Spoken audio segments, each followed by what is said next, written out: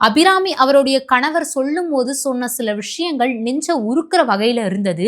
தன்னுடைய மனைவியான அபிராமி குழந்தைங்கள அடிக்க கூட மாட்டா. தன்னுடைய குழந்தைங்களுக்கு தேவையான எல்லா விஷயமும் அவ தான் பண்ணுவா.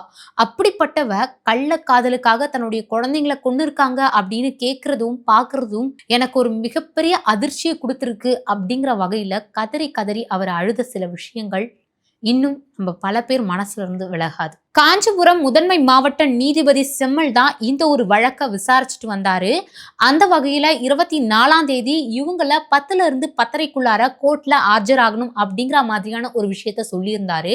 அதாச்சும் தன்னுடைய 2 குழந்தைங்கள கொலை செஞ்ச அபிராமி முதல் குற்றவாளினும், அவருடைய கள்ள காதலனான மீனாட்சி சுந்தரம் 2வது குற்றவாளினும் இன்ஃபார்ம் பண்ணிட்டு உங்க 2 பேருக்கும் சாகும் வரை சிறை தண்டனை அப்படிங்கிற ஒரு விஷயத்த சொல்லியிருக்காங்க.